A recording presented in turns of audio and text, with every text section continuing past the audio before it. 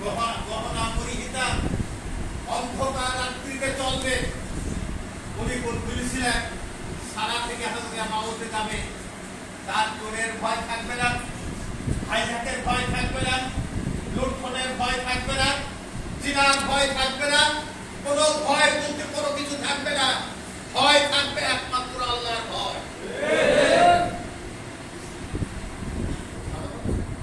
এখানে আল্লাহ রাসূল আসলে বুঝাতে চাইছেন সেই সমাজ উপহার দেবেন আল্লাহ রাব্বুল আলামিন। সেই সমাজে কোনো লম্পট বদমাইশ, কোনো জালেম সেই সমাজে তার ওই জুলমের হাত, ওই কালো হাত দুর্বল করে ফেলা হবে। ওই কালো হাত যাতে জুলুম না করতে পারে, ডাকাতি না করতে পারে, চুরি না করতে পারেন, চাঁদাবাজি না করতে পারে। চাঁদাবাজি চলছে না? চাঁদাবাজি চলছে, আপনারা সবাই চেনেন চাঁদাবাজিতে। তারা যদি আবার ক্ষমতায় আসে, ঠিক যেভাবে চাঁদাবাজি করছে তার সেই কত গুণ বৃদ্ধি পাবে তার নাই ভালো।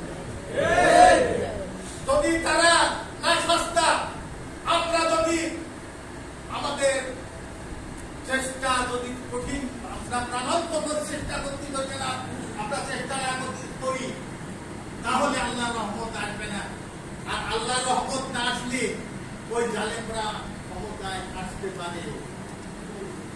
ক্ষমতায় আসলে আপনারা যেভাবে জ্বালাতন ভোগ করেছেন, আমি সময় ঠিক ওইভাবে জ্বালাতন ভোগ আপনাদের আমাদের করতে হবে।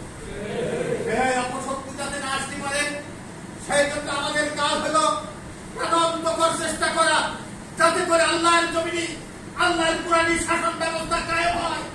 আল্লাহর কুরআনী শাসন ব্যবস্থা কায়েম মাধ্যমে এদেশে একটা অনাবিল শান্তির দেশ, কল্যাণমুখী দেশ আমরা যাতে এখানে প্রতিষ্ঠিত করতে পারি। যে সমাজে থাকবে না ভিখারি, যে সমাজে থাকবে না সমস্যাগ্রস্ত মানুষ, ধুকে ধুকে রোগ যন্ত্রণায় তারা কাঁদতেছে, এই ধরনের কোন মানুষ থাকবে না। সব মানুষের অভিভাবকত্ব করবে কুরআনের যে রাষ্ট্রনায়ক হবেন, ইসলামের যে রাষ্ট্রনায়ক হবে, সমস্ত মানুষের অভিভাবক হবে সে। সকল সমস্যার সমাধান ইসলামী সরকার করবে। মানুষের কোন চিন্তা ভয়ের কারণ থাকবে না। এই সমাধি আল্লাহ রাসূল কায়েম করেছিলেন।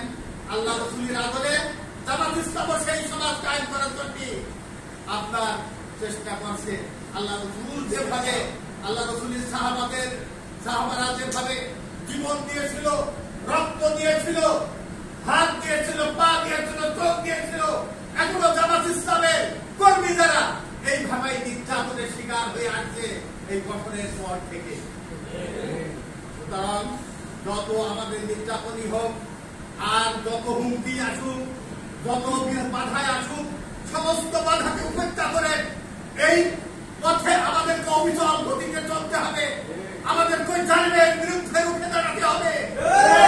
এখানে আল্লাহর জমিনে আল্লাহর দিন কায়েম হয়, সেজন্য অবিচল আমাদের অকুতোভয় সৈনিকের মতো সত্যের পথে, হকের পথে আমাদের চলতে হবে। যদি আমরা চলি, আল্লাহ রহমত আসলে নিশ্চিত এখানে সেই অনাবিল শান্তির, সেই কল্যাণমুখী, সেই কুরআনের সমাজ এখানে কায়েম হবে, যে সমাজের সমস্ত মানুষ, হিন্দু, বৌদ্ধ, খ্রিস্টান, মুসলমান সবাই অনাবিল শান্তিতে সেই সমাজে বসবাস করতে পারবে। সেই সমাজ কায়েম করার জন্য আমরা এখানে দাঁড়িয়ে তারা আল্লাহর কর্মী। আমরা আমাদের আপ্রাণ চেষ্টা, আমাদের সেই সমাজকে আনার জন্য চেষ্টা করতে হবে। যদি না করি তাহলে আমরা এহকাল পরকাল দুই কালে ব্যর্থ হব। আমরা যদি অক্লান্ত পরিশ্রম করি, চেষ্টা চালাই, আমরা এহকালে যদি সেই রাষ্ট্র প্রতিষ্ঠিত হয়, অনাবিল শান্তি রাষ্ট্র প্রতিষ্ঠিত হয়, সবাই সুখী থাকবে। আর আমরা যারা এই পথে এই কল্যাণমুখী রাষ্ট্র, কোরআনের রাষ্ট্র তৈরি করার জন্য যারা চেষ্টা করবো, কাল কিয়ামতের ময়দানে আল্লাহ আমাদের প্রতি সন্তুষ্ট হয়ে আমাদেরকে মুক্তি দেবেন।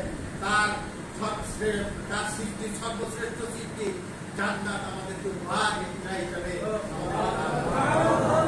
সেই কল্যাণের পথ, সেই মুক্তির পথে আমাদের অভিসরণ করতে হবে। আল্লাহ আমাদের সবাইকে তৌফিক দিক, যাতে আমরা ওই কল্যাণের পথে আমরা অকুতোভয় সৈনিকের মতো চলতে পারি। আল্লাহর কাছে আমরা সাহায্য চাই। আমাদের অভিভাবক, আমাদের গার্জিয়ান হলেন আল্লাহ। আল্লাহকে পাশে রেখে, আল্লাহকে অভিভাবককে পাশে রেখে এই সত্যের পথে আমাদেরকে অভিভাবক চলা চলতে হবে। এই আল্লাহর কাছে এই তাফিক চাই, এই আশাবাদ ব্যক্ত করে আমি সবাই সুস্বাস্থ্য কামনা করে সবার প্রতি দোয়া